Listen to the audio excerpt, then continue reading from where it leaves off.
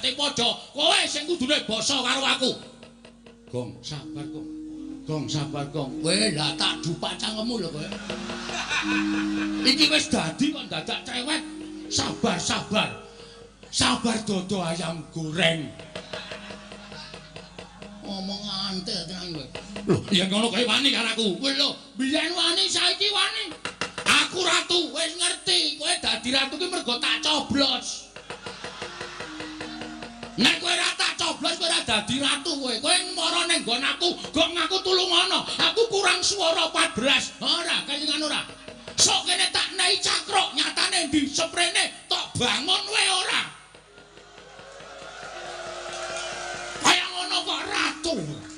Ngene ngono Mas, sampe iso dadi ngaku sandangan teng glebak ngono kuwi mergo kawula cilik ngene iki. Mula aja sok ngendhek karo kawula cilik. Aja sok kowe ngidak cengele kawula cilik. Kowe aja ngecek karo kawula ngene iki. Kowe nguna-unake kawula, kon ngedhukke dadi ratu apa piye? Aku nglumpukke wong, ngedhukke kowe ora ana terung kedheping netra, glindeng saka kursimu kowe. Aku malah tratapan, Gong. Aja ngono kuwi le. Gong, wong kandhane ngayal. Wis ngawur. Oh, sorry ayo. Sorry ayo saking mangkele kaya penyakit ora.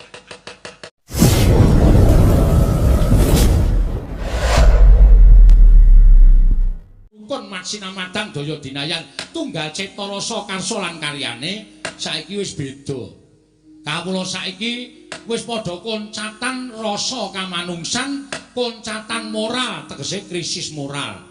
Buktine neng kono-kono akeh regejegan, neng kene-kene akeh padha bentak sirah, neng kono tukar padu merga perkara sing sepele, wekasan mentala karo sedulure, mentala karo tangga teparone, mentala karo sanak kadange.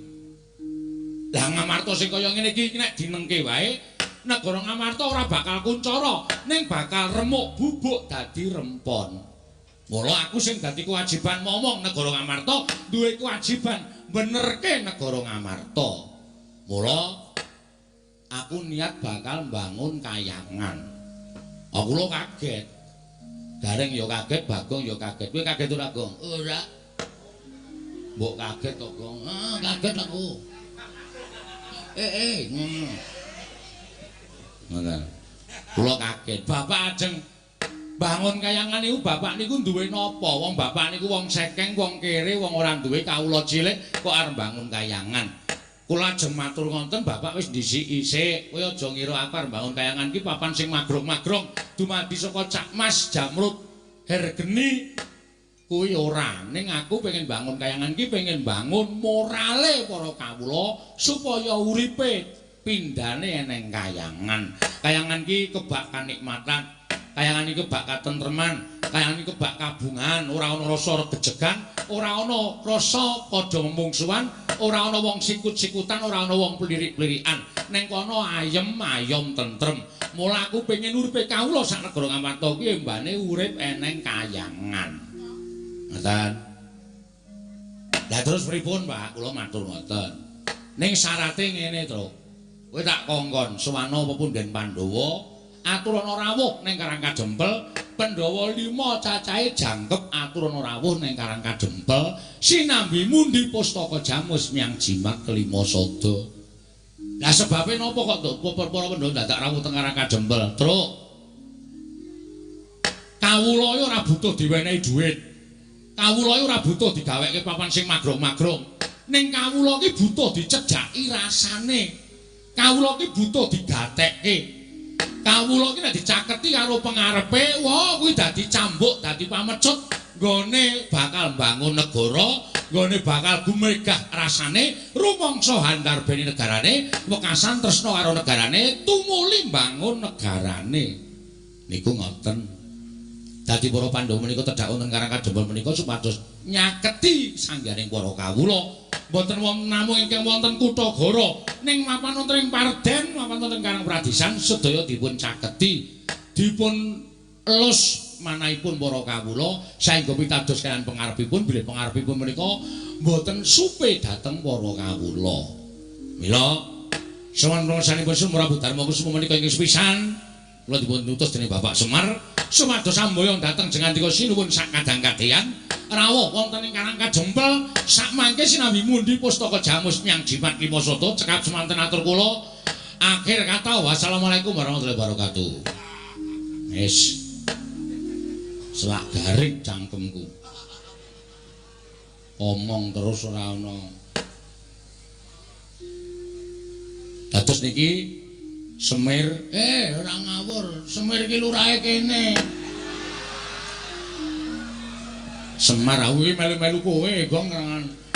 Iki bengi iki aja nyebut Semir, Semir ki undangane cilik-cilikane lurahe kene. Oh. Niku ajeng bangun kayangan syukur bage. Bapak niku diteruske le dadi pangareping para kawula mboten namung sagedakan menika. Mergi Karang Kadempel diasta dening Bapak Semar menika nyatane ya apik, kemajane wangunane ya apik, tur dipercaya dening para warga masyarakat. Ngoten, mboten sagun tak ganti, sak mangke Bapak ugi kawisuda menika dados pangareping para kawula ing periode selanjutnya. Ngono to, Go? Heeh.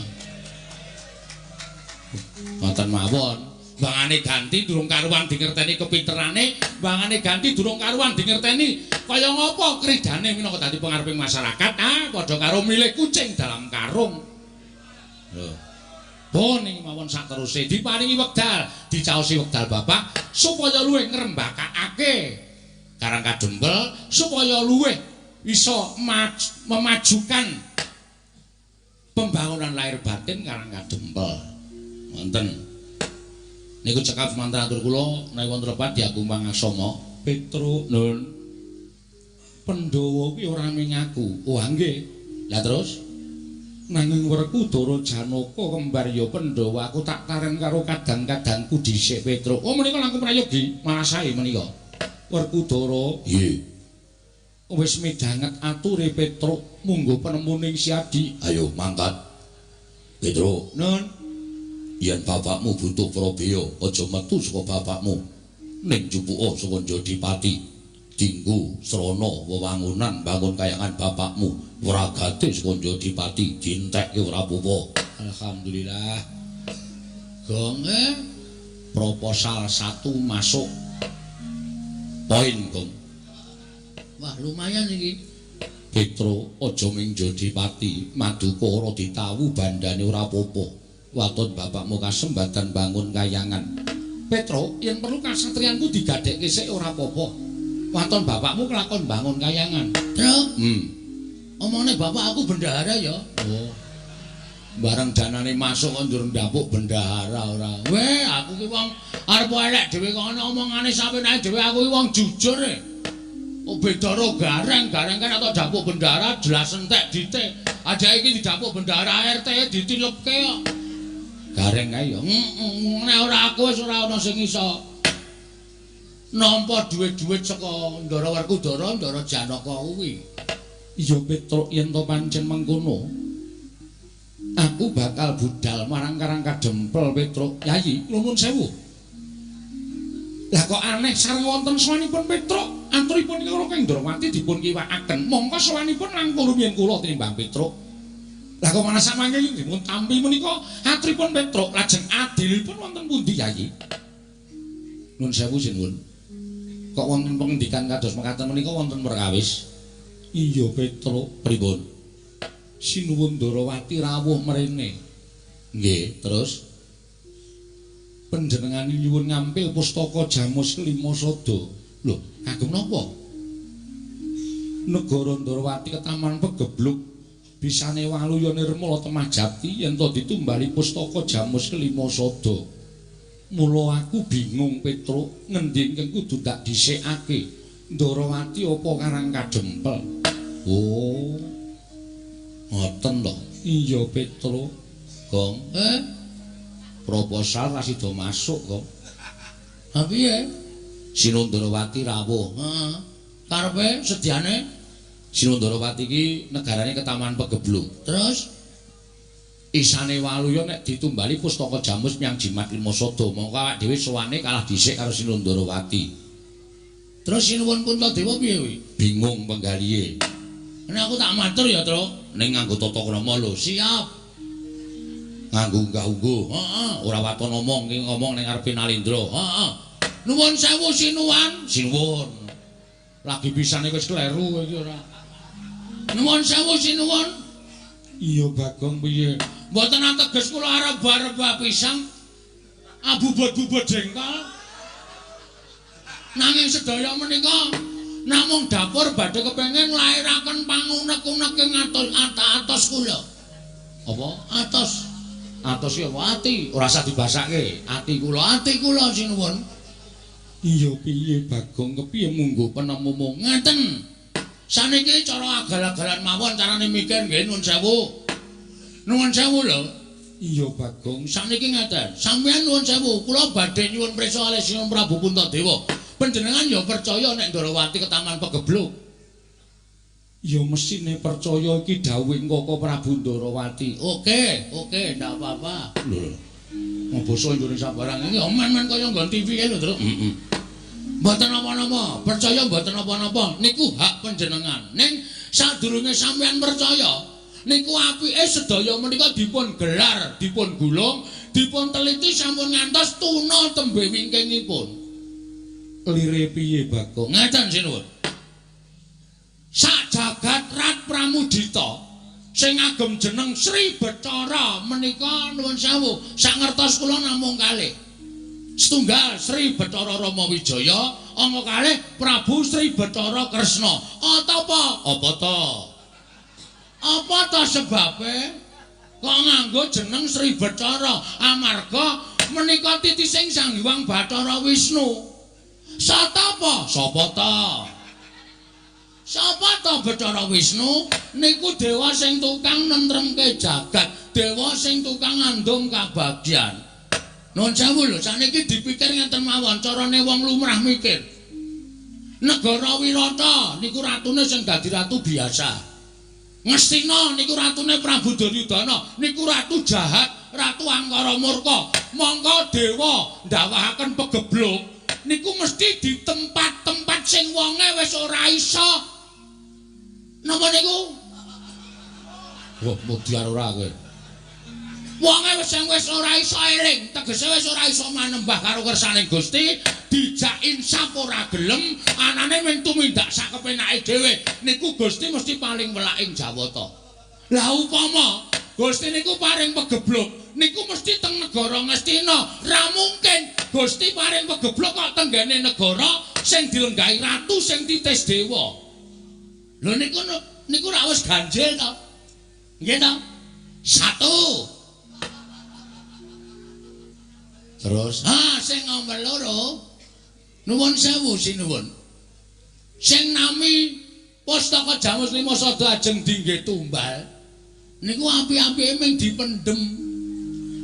Mangga Pustaka Jamus Lima Sada menika panggesanganipun para Pandhawa kacariyos menika panggesanganipun kawula sak negari Kamarta. Nek Pandhawa koncatan Pustaka Jamus Lima Sada niku badhe apes jurite, apes jayane. Wong sing ora seneng karo para Pandhawa ajeng gawe cintrakaning para Pandhawa niku angel mijet wae ngranti suwe banyu sinaring. Monggo nek digawa teng Ndarawati menggo tumbal. Tegese Pandhawa kelangan kekuatan. Nek Pandhawa kelangan kekuatan, nek Pandhawa ana apa-apa, sapa sing kapitunan? Niku angka loro. Ana neh Ragong, ana iki pokoke tak kupas tuntas. Iya. Nek ana masalah kowe lho, Tru. Lho. Kok nek ana masalah aku piye? Pokoke aku mung ngomong nek ana masalah rampung ngono. Ya wis. Angka 3. Angka 3. Jaman saniki niku akeh wong sulapan. Ngaten. Jaman saniki niku akeh wong sulapan. Ula dadi dhuwit. Dhuwit dadi meja. Aku biasa nek dhuwit dadi meja kuwi. Heeh. Terus BPKB dadi dhuwit niku wong sulapan. Ngaten. Toroke wong nyewake sandangan. Nuwun sewu lho, mboten kula menika curiga. Cubriya. Lan Sinuwun Ndarawati babar pisan mboten. Ya nek niki Sinuwun Ndarawati tenan. Lho nek palsu. Nek panjalmane mungsuh, monggo pusaka wis baca diparingke Prabu Kresna. Monggo sejatine niki mungsuh. Apa Pandhawa ora kelangan? Napa Pandhawa meneng mawon, Pandhawa mboten lantip panggraitane maringke pusaka wonten panjalmaning mengsah. Niki mengke kriwikan dadi grojogan, geguyon dadi tangisan. Mula sakmenika Ratu Lenggah Siliwaka niku ampun ngantos nganggo netra lair tok, ning nganggo netra batin. Inggih menika permana sejati, aja nganti ketrusuban. Wah, kok nglawan.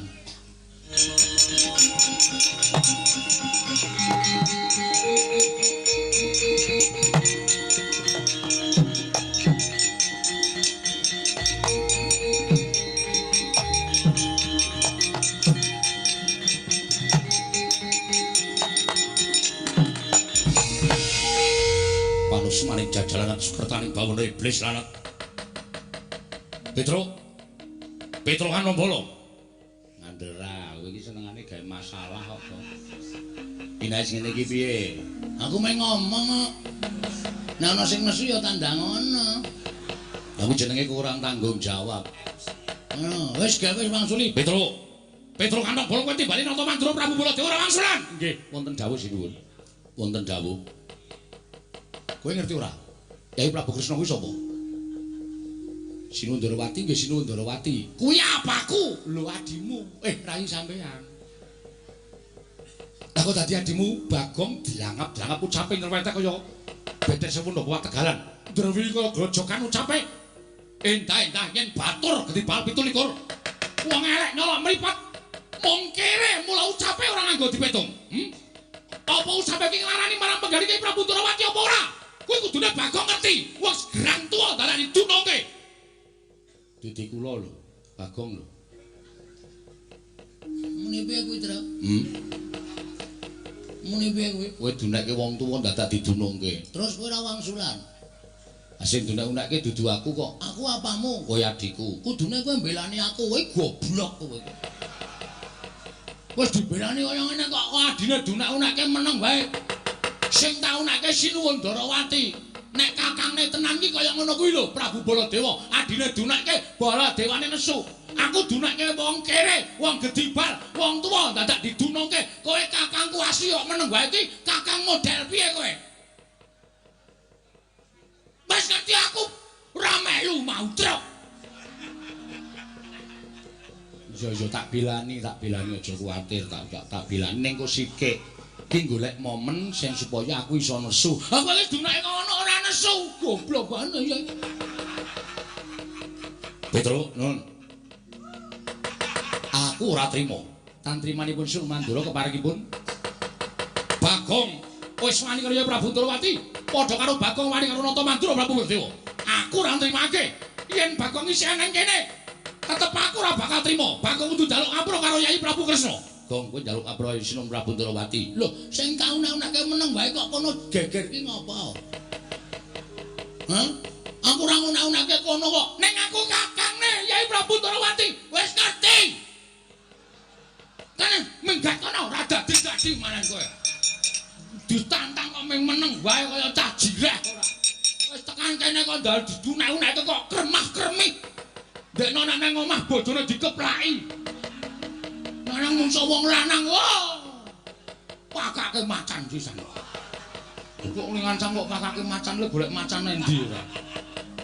Ngene, Baladewa, lho. Ora basa karo aku. Lho, ora basa ora apa-apa tuwa Bagong bangane sampean. Ngono, tuwa aku karo sampean, mula aku ora basa karo sampean ki ora masalah. Apa to sababe kula mbasani karo sampean? Mergo sampean kuwi ratu. Nek sampean niku padha-padha menuksane kaya Bagong, derajate padha. Kowe sing kudune basa karo aku. Gong, sabar, Gong. Gong, sabar, Gong. Kowe lah tak dupak cangkemmu lho kowe.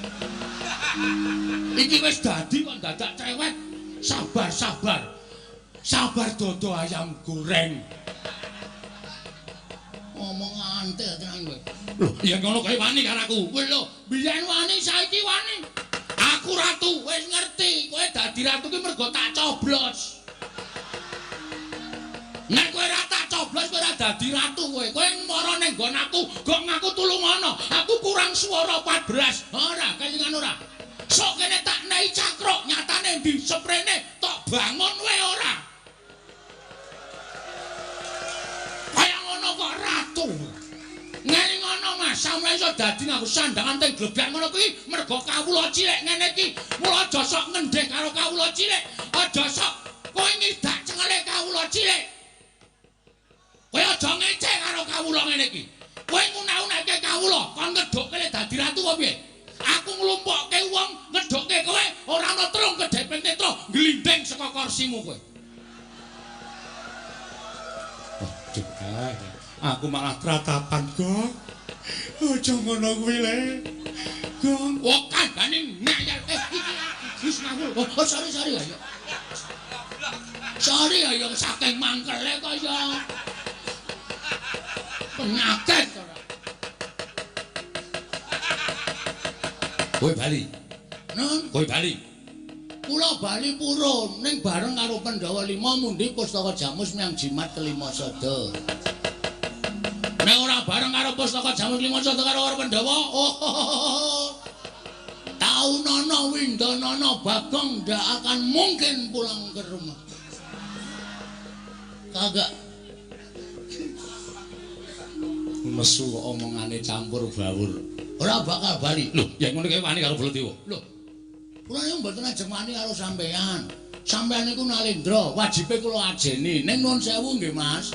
Teng tanah Jawa niku wis ditulis karo para pinter, ditulis karo para pinisepuh, diserat karo para kiai, diserat karo urah agama. Nek kepengin diajeni ngajenono.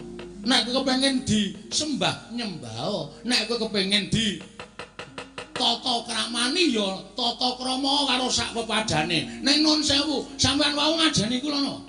Sampean wau tata krama kalih kula napa? Monggo nek didelok umure tuwa Bagong, sampean ngunekke kula gedhi bal 17, wong elek kelok mripat mung kere. Mas, sandangan iku sesuk ora diukur karo sing gawe urip. Bondo donya sampean iku sesuk ora diukur karo sing gawe urip, sing diukur men kelakuan sing apik. Derajat pangkat ki ora dadi ukurane ngarepe sing Maha Kuwasa. Ngono dipeng-pengke. Sing dadi ukuran iku kelakuan apik. Arep Bagong rupane kaya ngene, mung nganggo sarung, mung nganggo kathok suwek. Sampeyan nganggo busana keprabon ning iso sesuk waktu di sana sampeyan tak nggo ancek-ancek mlebu swarga. Sampeyan sing tak ndlepke ning neraka. Mergo sampeyan duwe derajat pangkat dienggo ngendak wong sing ora duwe kaya ngene iki. Penyakit. Manusia macam apa kamu? Manusia macam-macam ya? Koko Prabu sampun. Koko Prabu sampun mangke mindak mboten kan Gusik. Aku ora trimo. Iki nek karepe piyayake aku diundang-undang karo Bagong, malah diundhomono karo Bagong. Kowe saiki bali kono karo bapakmu. Kowe bali kono karo bapakmu. Bapakmu ki wong kere, bapakmu ki gedhi bal 17. Wong bapakmu ki wong arek nyolok mripat. Bapakmu ki meng batur arep bangun kayangan ki sing guragak apa? Bapakmu wong ora gablek apa-apa. Kon ngilo karo gitoke, kon ngilo karo cengele Semar. Duwe gegayan bangun kayangan, cebol kaya wulan utang hitung lintang tangi kelakone jebak urunge. Sampeyan saya gawe mangkelku lho iki. Ki nun sewu nek aku wis ngilangi tata krama. Gong.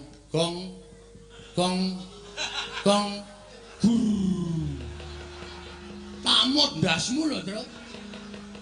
Iki aku wis nesu tenan. Kowe ora nesu ya bapak dunakke wong gedhi bal 17. Nek ade sing dunakke kowe ora masalah. Haromae. Bapak ki metu saka omah jegoke kirik-kirike tak blek kok. Rumangsane kok dunak-unak karo Baladewa. Mas. Sampeyan wis kebangetan ngunekke bapakku. Nek sampeyan ngunekke aku ora masalah. Nek bapak anane Bagong urip ning alam Padang ki bapak gojek karo Simbok. Nek gojek kebablasan bapak telat. Anjendel ning ndero dadi Bagong. Mula nek nganti kowe ngecek karo bapak, siji ngecek karo bapak, loro ngecek karo Simbokku. Wow. Tatahe nyawa bol. Lho. Bol sapa? Jenengmu sapa? Baladewa Dundang, bol kok ora gelem. Kaya sing apik kok bol-bol iki jijiki ora. Ya men sisan ora ngene bapakku ora. Yen ngono kowe wani karo Baladewa, sing tak wedeni apamu? Walah, dalah ayo. Menyang ngendi? Papane moneter Kadek Dayan. Manut metu jaba. Lho wis kan biyen tak tokke jaba. Nek tak tokke jero anakku oke banget. Bagong edian. Caedan ora. Kaya ngono kok do ngomongke. Ngendi? Papane moneter Kadek Dayan. Wah, ora minggat. Ketiban kiai Nenggala jeblok wetengmu. Gong, kowe meneng bae Gong, tak taleke. Kalih kula ora karo Bagong, padha gedene jinun. Ayo, metu jaba metu.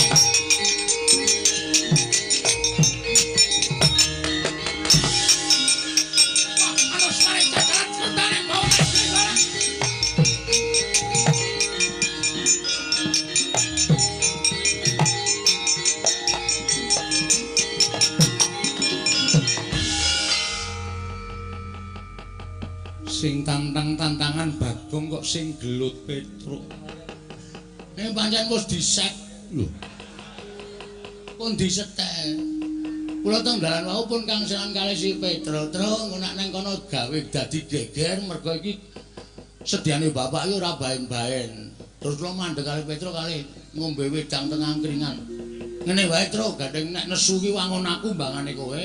Nek gegeran sing nesu aku ning nek gelut kowe lho, Truk. Oh ya, siap. Ngoten niku mula niki wau janjane pun disutradarai. Oh. Karo sapa? Kalih kula kalih Petruk. Iya, Bagong. Nggih. Lah terus kowe arep ngopo? Ha niki ngaten mawon, prasaja blak kotang terus terang gandul. Gandeng Petruk wis entuk mungsa. Iya. Baladewa niku kakangane Kresna, Petruk kakangane Bagong. Pripun nek sakniki digawe kakang mungsuh kakang, adi mungsuh adi. Kok kewanen kowe? Wis pun iki pun tak tekati modar mbok wis men wis. Mati kula wujuti ra apa-apa ning omah ya men don uyak-uyak mendring kowe kok. Esuk 2000, awan 2000. Sore 2000, entek-entekan tenan. Kon kula tinggale modar mawon. Lho yen kowe arep wis niat arep tekaning pati nantang Koko Prabu Kresna, apa kowe wani? Lho wani nantang ora wani temandange piye? Koko Prabu pun dawuh dipun tantang Bagong. Kowe nantang aku apa? Anak kono wani? Lho nek aku mesti wani wong aku ratu kok ditantang ora wani iki terus aku dudu ratu. Ha, nek ngono dadi iki. Iya dadi.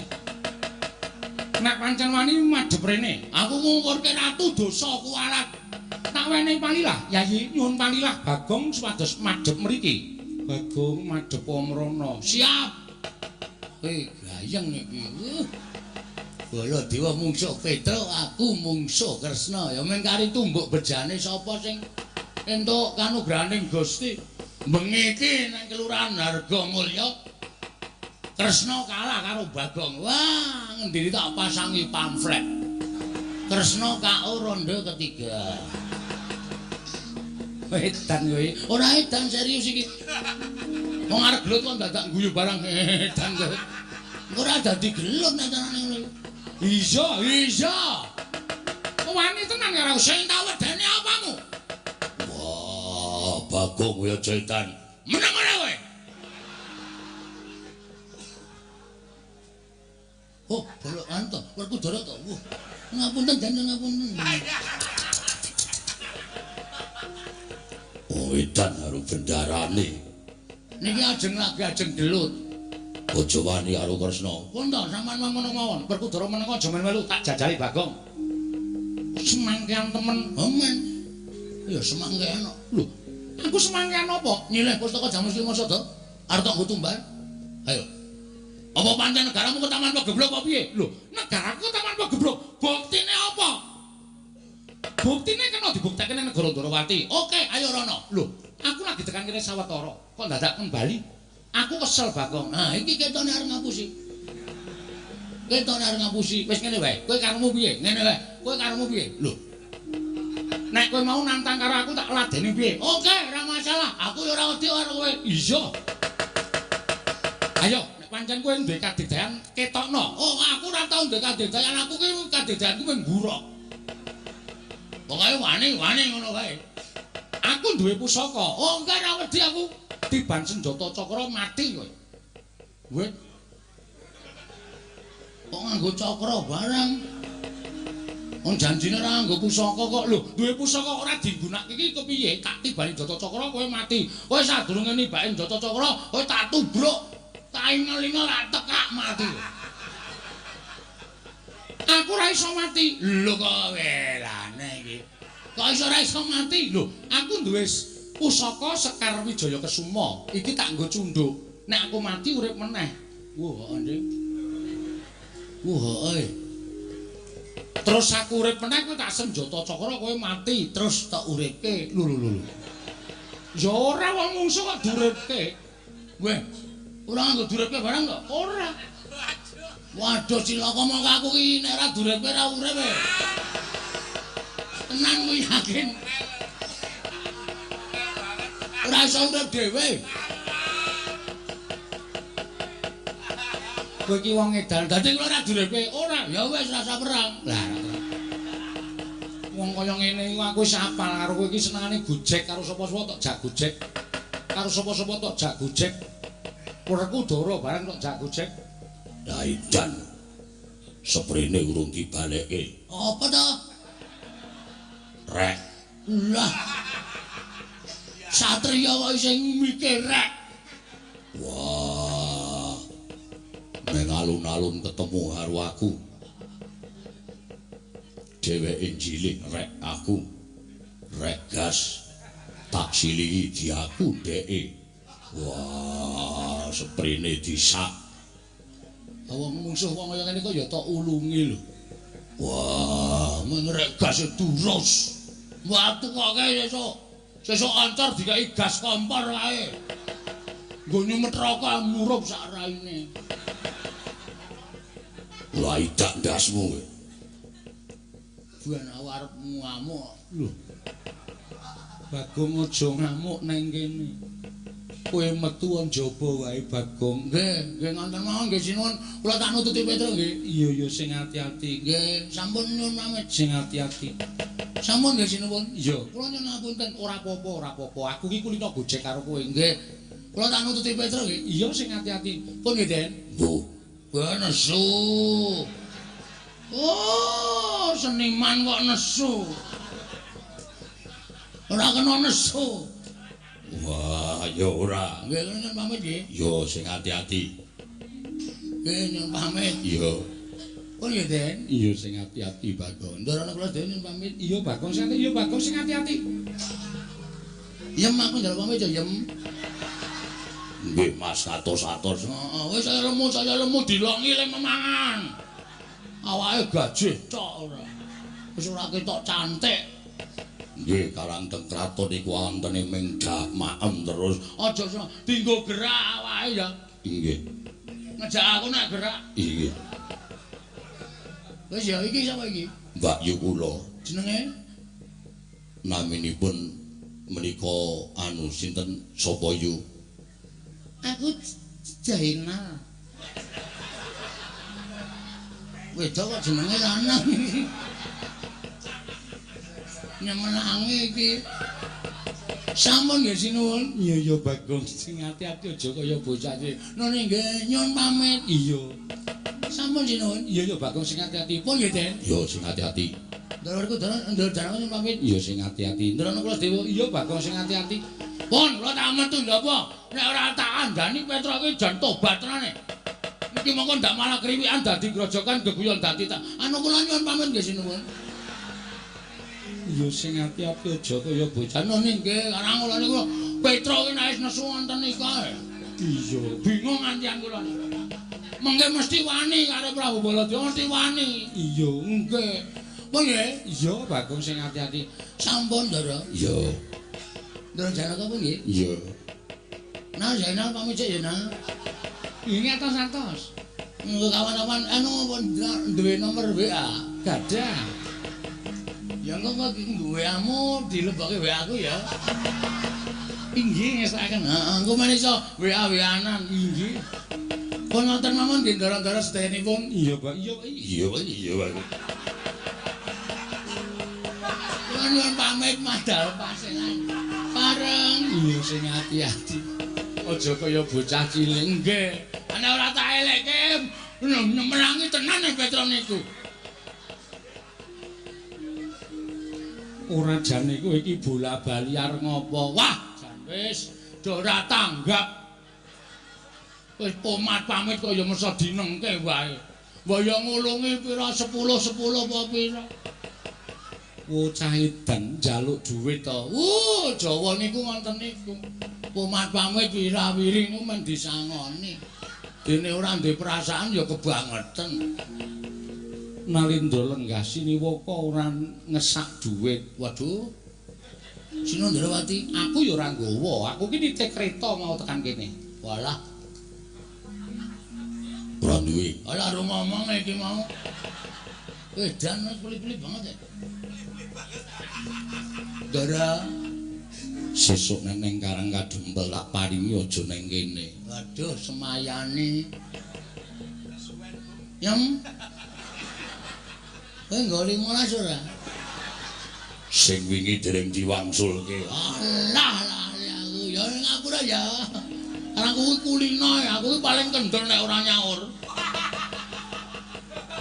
Cah glereng padake. Pun ngaten mawon nyuwun pamit nggih. Iya sing pun nggih. Iya. Pun nggih. Iya. Ora ngono ndak. Waduh, napa meneh? Dompet kula tiba. Lho, dompetmu tiba nggih. Dompet kula dawa kaya dompete cah enom lho. Lho, lek ngesak nang ndi teng mburi? Tibane nang ndi? Ah mesti teng mriki teng mriki kok. Isine apa? Werna-werna. Sertifikat. BPKB, STNB. Kabeh tiba kabeh. Ana duwite ora? Ana, cah cukup e. Pira? Manut. Lho. Ku ngarep njaluk kok duit kok manut. Pun ndak. Pun nggih. Kowe pangkatmu apa kowe? Kula Tumenggung. Tumenggung sapa? Ya Tumenggung Negari Ngamarta, Tumenggung Enggal. Wo. Jenenge ndedet 200 ora? Lho. Dadah ki lurah. Nek asline. Lho, disuwun ampun. Ah, kene ta. Ah pecat kowe, ngerti aku ora? Iki ora Bagong. Abdi Kinasih Ngamarta iki aku. Prabu-prabu kae ratu-ratu kae do manut karo kowe 200 kae aku. Oh nggih. Le nyaur njaluk Kresna. Oh nggih wis tak kendhep. Kae Werkudara apa member kae. Ning jaba njaluki dhuwit wong sing kon nyaur aku. Wah, Bagong pancen bocah. Ana kawan sing dugal warisan. Yayi, kula nun paring dawuh, kula nyuwun pamit barengipun. Madal pasilan kula badhe menggak kamurkanipun Koko Prabu Mandura, kula semanggaken paduka Kanjeng Koko Prabu Ndrawati.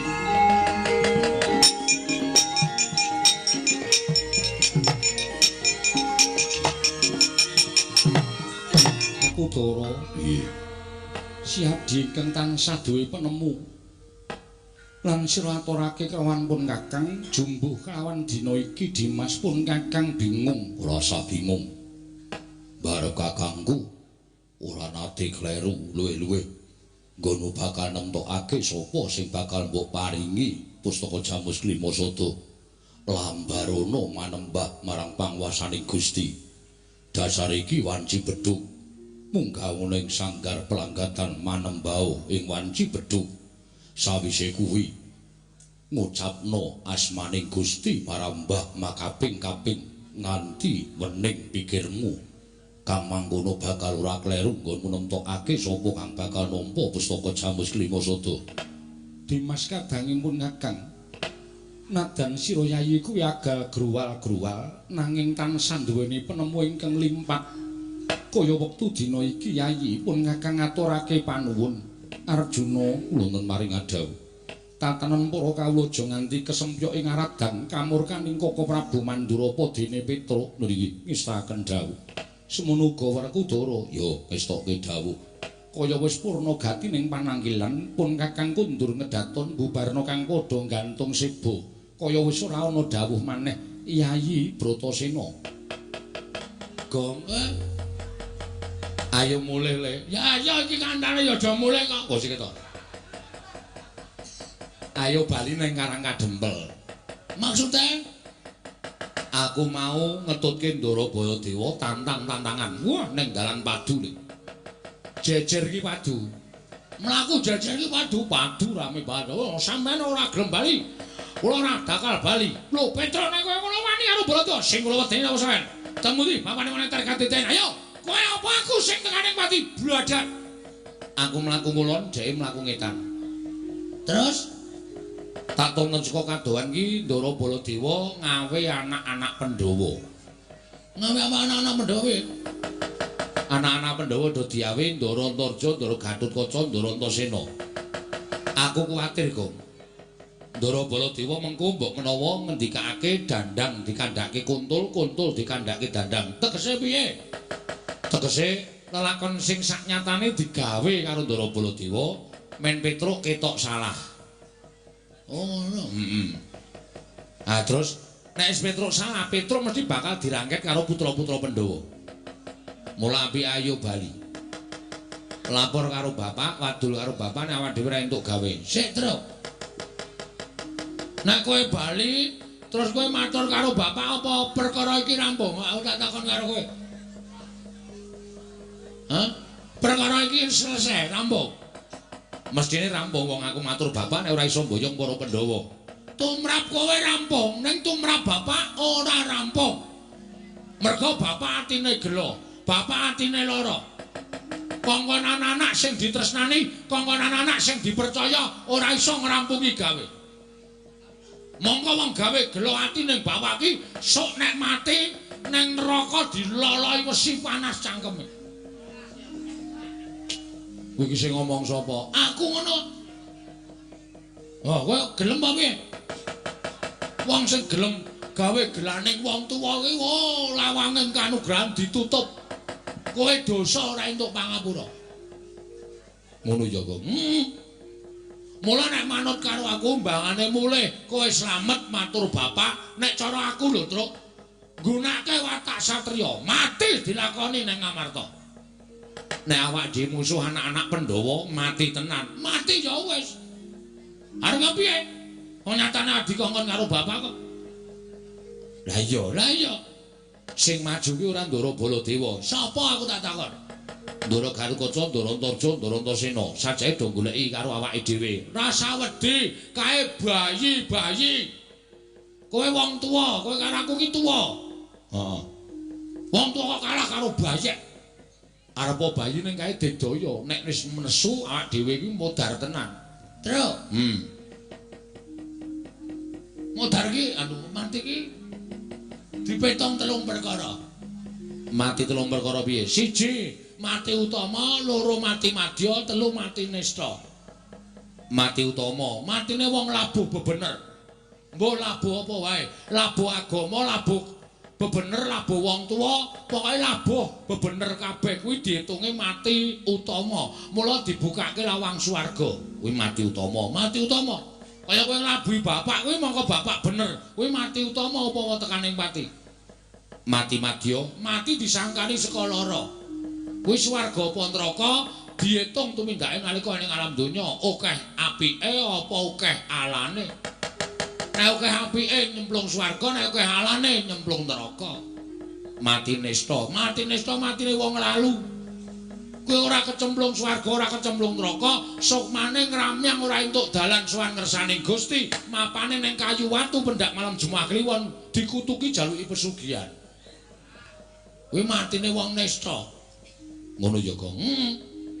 Mula nek kowe nganti mbelani bapak, wani karo anak-anak Pandhawa sing mbelani Baladewa. Wah, wis to yakin tro, rasa wedi mati. Matimu nista. Lho. Utama. Ngono ya. Nek aku tetep mati piye, Gong? Wis ora apa-apa, santai wae to. Mati kok santai? Weh lah. Utama matimu kecemplung swarga. Wah, petuk widodari. Petruk, sukmane Petruk ayo padha diroyong. Wah, cekel widodari lebokke swarga. Blung. Sedelet terus cemplunge neraka. Wis. Iki piye to le omongke wong deg-dege ora? Ngono kuwi asli, aku ora goro. Wah, ning atiku tetep tatapan. Ngene wae. Mengko nek putra-putra Pandhawa do tekan kene. Heeh. Kowe ora wani to karo Ndarantasena, Ndragarkaca, Ndarantarja? Ora wani. Kowe sing nantang utawa tok genahke masalahe apa, tok elekke kena dijum sarana aris apa ora? Nek tetep do nekat arep nyekel kowe, omong aku tak rampungane terus. Iki ora ming cangkeman lho iki. Aku gah iki nek ming ngomong tok. Kowe wani apa karo anak-anak Pandhawa? Wih lho. Kowe ngombe karo aku kok. Bagong iki nek nesu aja kok anak-anak Pandhawa. Mbok Dewa Medun aku ora wedi. Waton dasarku bener lho, Tru. Heeh, dasare bener. Wis ngono. Kowe nek Antasena tekan kene jak omongan. Arep apa kowe Antasena? Nyekel Petruk. Kena tak elekke apa ora? Ora, langsung jawe laku sikate. Oh iya. Serius iki, serius. Ben pokoke tetep aku. Tenan lho. Tenan wis. Nek tenan, kowe lungguh buri kene. Oke. Kowe nek kira-kira kowe Antasena dijum saranane ora gelem jawe laku asikate. Ya, ning tenan lho. Ora rasa kuwatir pokoke.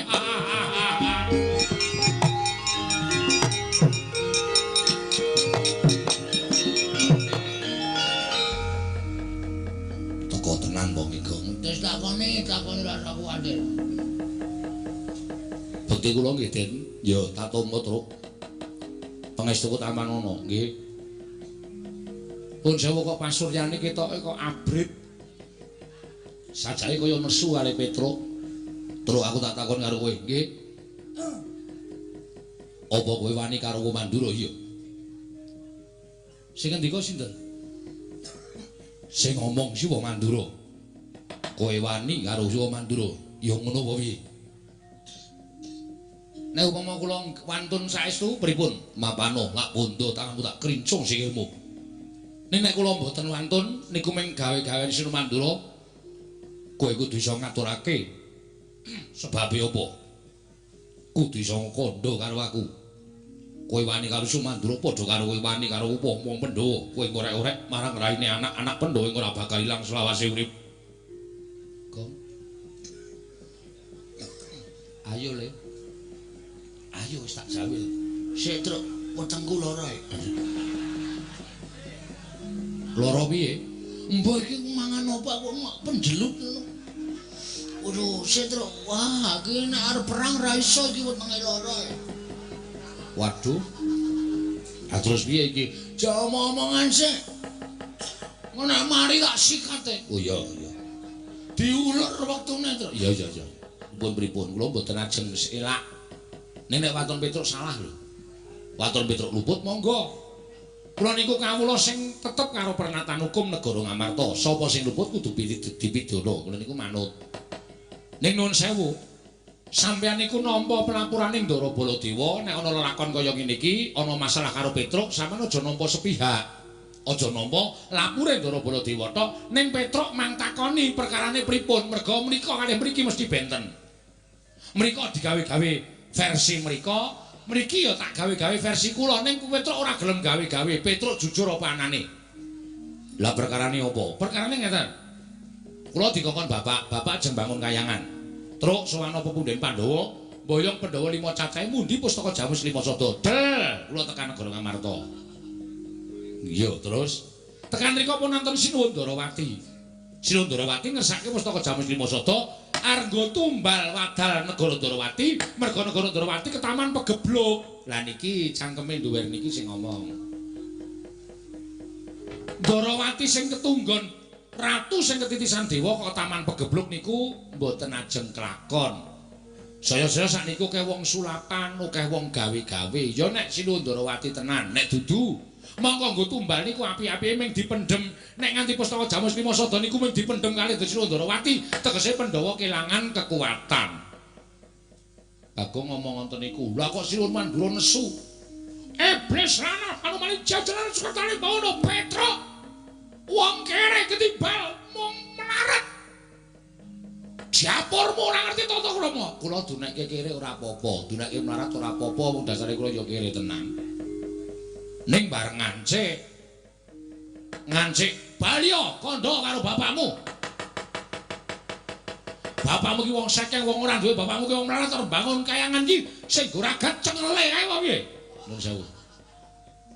nek nganti bapak kula dunake kaya ngoten niku mongko kula anake. Nek kula ora nesu terus kula niku anak sing piye? Saniki kula tak takon karo sampean, nek sampean anake Ndara Werkudara terus kula lokke. Ayo, Antasena anake Werkudara. Wong dlogak-dlogok. Ora iso basa, hunah-hunuh ngalor ngidul. Aku nesu. Padha aku ya nesu. Kula niku nek nesu mergo kula niku belani bapak ora kok nesu mergo Petruk niku wani karo Sinon Mandura ora. Nek Sinon Mandura niku ngerti tata krama, ngerti unggah-ungguh, aja sewiyah-wiyah karo Semar Badranaya. Yen diukur perkara umur, tuwa Semar, wajibe wong sing luwih taruna niku ngabekti karo sing werda, ora nguna-unek kaya ngono kuwi, ndak ditiru karo para kawula. Sir kula ngoten. Waduh. Truk nun. Nek tak petu-petu kok bener kowe mbangane Siwa Mandura. Akhire panjenengane iso mikir. Kok ngarahke Petruk. Rada penak ya wetengku, Truk. Wis penak. Wes mari untut banter ora ngono. Ora. Lah ya untut piyayi ya. Dua pura untut piyayi-piyayi lah. Wis rada penak iki piye? Sikat apa piye? Kusike wis. Iku wis rampung rembuke kok sikat-sikat ora. Nyikat jubin kono. Padake ora. Truk nun. Aku ra sida nyekel kowe. Matur nuwun Den, sampeyan iso nampa napa arasan kula. Ning kowe durung slamet. Maksude sing goleki kowe dudu ora mung aku. Terus Kakang Antarja, Kakang Garukaca. Goleki kula? Iya. Ajeng nyekel kowe. Saurane mesti bakal miloro karo kowe. Duh, piye, Gong? Sik migren aku, Truk. Kowe iki anggere ana bahaya migren wetenge lara, dobolen. Anggere muni tentrem kok waras. Aku kan listrik e. Ngono kuwi sistemku e. Sistemku ora nyengit seneng. Wis pokoke ditanggung wong loro. Ora usah wedi. Ning aku wering karo kowe ya, Truk. Muling pripun? Nek kowe dikapak-kapake Kakang Garukaca aja males. Lho, aku ora entuk males pripun? Nek kowe lara tak tambani, nek mati tak uripke. Ngangge napa? Aku duwe banyu sumut iki didaya, iki ampuh. Iki nek tak peres metu banyune. Iso nggo nambani wong lara, nggo nguripke wong mati. Nggih. Dadi Kakang Garukaca nek tekan kene, kowe arep dipiloro, kowe manut wae utawa kowe gawe sandiwara supaya Kakang Garukaca wedi karo kowe. Oh nggih, siap. Ketratase kowe diantem yen nganti kowe lara tak tambani. Upama dipotol sirahmu, aku sing nguripe karo kowe. Oke, wis ngono ya. Wah, leleng iki aku. Wis ngono wae. Aku tak ambles bumi. Sik. Sampeyan ambles bumi niku terus kula ling ngundang piye? Kula ora ngerti napa-napa. Sik, terus tak nampani sprek. Iya. Bagong ya ora senengane kok ya. Kowe lha mesok. Nggih, ngoten mawon. Wis ngono wae aku tak ambles bumi ya. Nggih. Santos. Ya.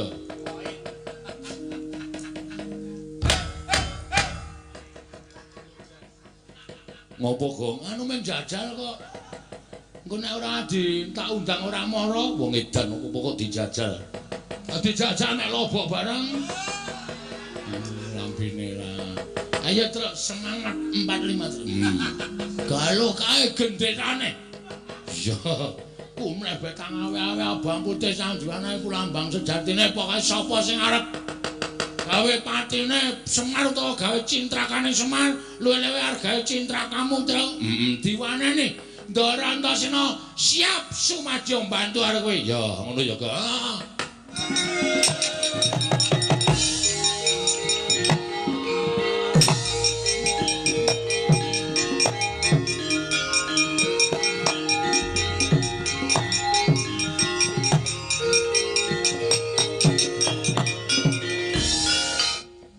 Ndara Gatotkaca, iya kowe, Truk.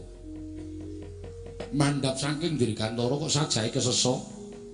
Pancen aku goleki karo kowe.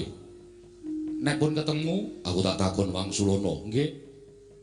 Kowe wani karo Siwa Mandura, ya Petruk. Oh nggih, ning wonten sebabe. Rasa kowe gunung tanpa guna. Yen kowe wani karo Siwa Mandura padha karo kowe ngorek-orek pasuryani kepundhenmu Pandhawa. Kowe mirang-mirangke Gatotkaca, Petruk. Aku isin duwe abdi kaya kowe. Yen kowe wani karo Siwa Mandura, mula wektu dina iki gelem ora gelem wulungna tanganmu tak bondo, tanganmu tak krincung sikilmu. Tak adepake ning Pradata Adil. Yen kowe bangga aja takut dosa kecandhak Gatotkaca tak potol ndasmu mati dina iki Petra. Ora ditebaske. Kowe tak pancal cangkemmu lho, Gong. Iki arep sandiwara. Oh ya maaf.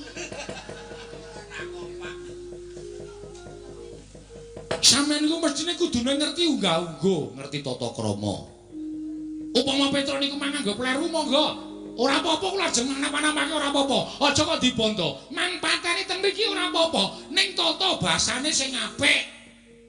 Tata basane sing apik. Niku wong tuwa iki. Ati kula kelara-lara. Sampeyan muni Petra tak potol dasmu. Sampeyan biyen ora kelingan dek cilik niku sing ngomong sapa?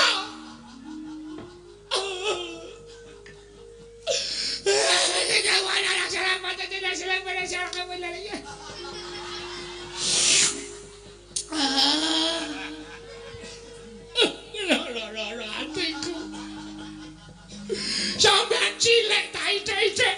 Sampeyan niku mbiyen jaman dijejek teng Kawacandra Dimuka. Sapa sing ngetutke kula? Ora ana sing wani kejak Kawacandra Dimuka kejaba mek Petra mergo gedene tresna kula karo sampeyan. Ning ternyata saniki sampeyan mentolo ngendika kaya ngoten. Gede mang pateni. Mang botol sirah kula. Dasmu. Ini nangis kok ngono. Tak gepuke ndase terus ya. Ini ora ati tenan karo sampean. Loro ati kula. Ngomong pateni kula ikhlas. Kula marem nek mati kula niku saka tangane wong sing kula omong wae cilik. Lahir batin kula mboten ajeng gesura. Nek nyawa kula mengke tekan swarga, mesti ketemu karo sokmane mbahmu Prabu Pandu. Mesti Prabu Pandu dangu kalih kula. Petra. Lho iki Petra wis mati. Nggih sinuwun. Kena ngapa? Entek batrane. Iya. Sing mateni sapa Petra? Sing mateni putu sampean. Putuku sapa? Putrane Ndara Werkudara. Namine Ndara Gatotkaca. Kaya ngapa menungsane tak pethoke yakin ngoten niku kahanane.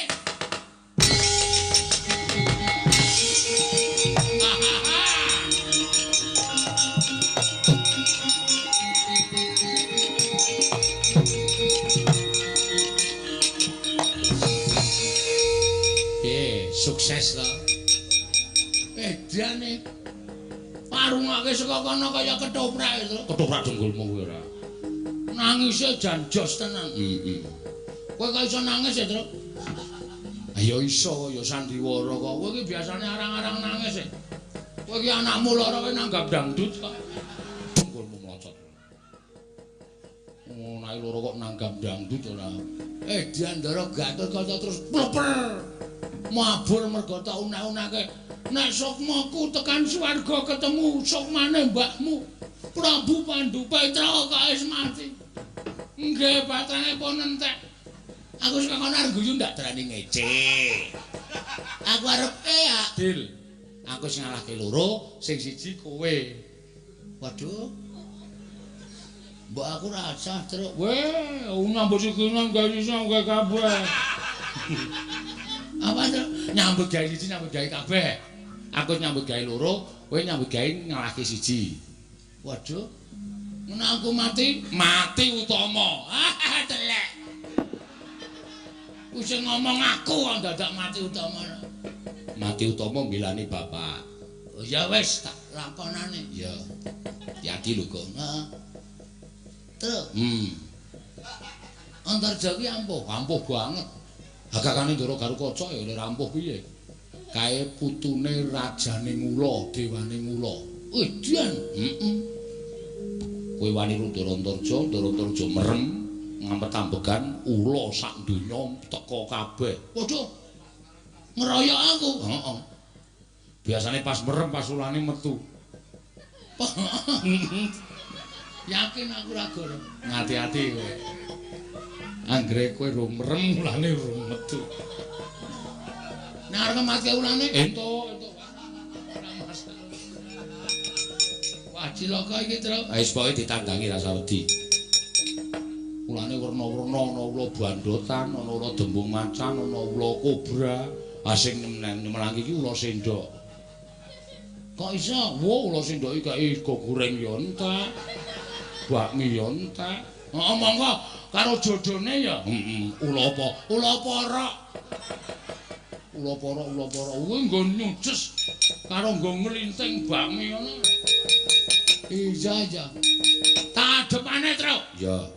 Wis ngalahke Antasena, ngalahke Gatut Kaca, aku ora iso ngalahke wong Surja. Antarja isen winang bebarang. Karo teka-teka ya, Tru. Dinteni. Biasane Ndara-Antarja ki saka ngisor, Kong. Weh. Heeh. Saka ngisor ora saka dhuwur. Saka ngisor.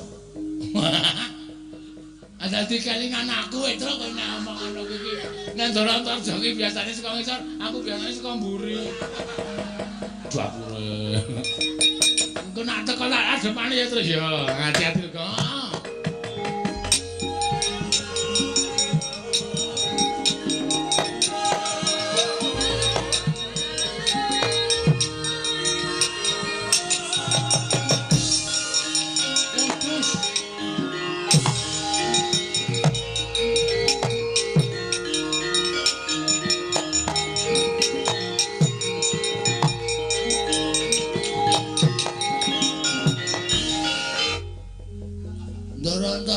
Iya, iki Bagong.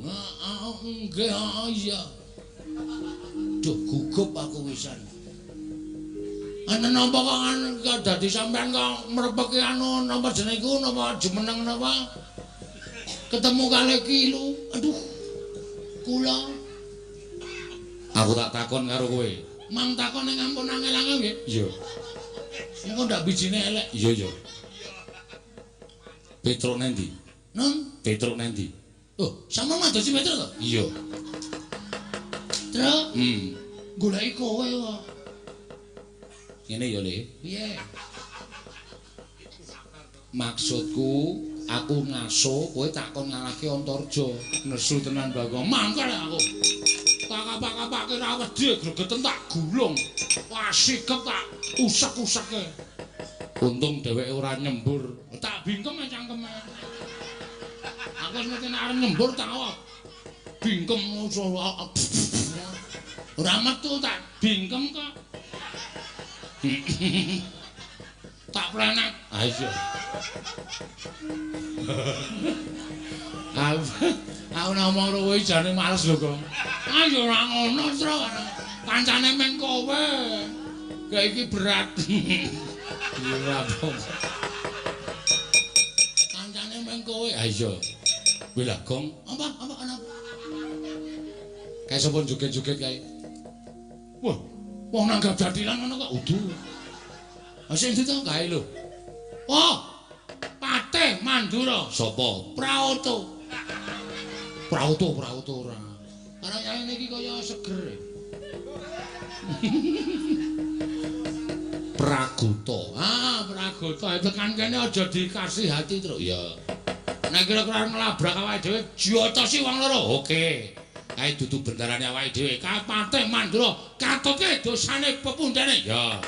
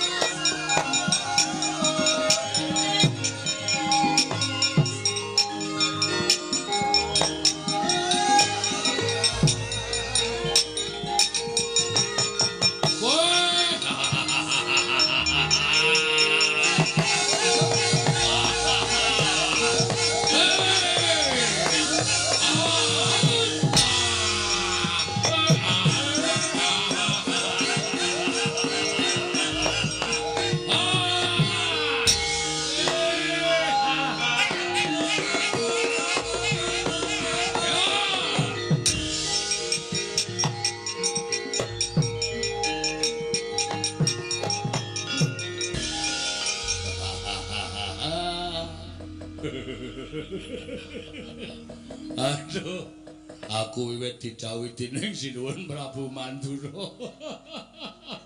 Ora iso mbayangke. Aku pate kok mungsu wong edan-edan.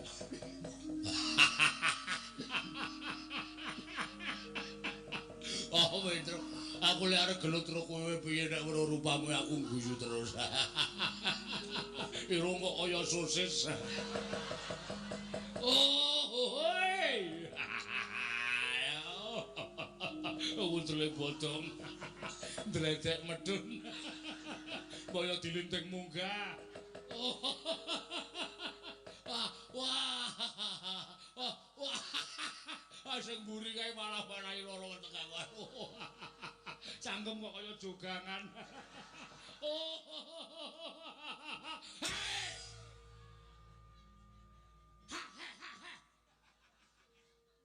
Wah, gere ora meneng. Gua ajur raimu.